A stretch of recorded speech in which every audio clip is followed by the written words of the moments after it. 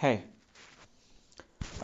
in this video, we will try to demonstrate why our application need foreground service remote messaging permission.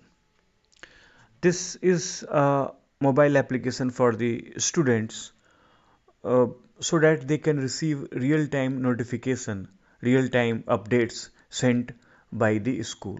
Now, let's take an example. The student is on this homework page and he is doing his homework, and during this time the school sends an important notification via push notification technique.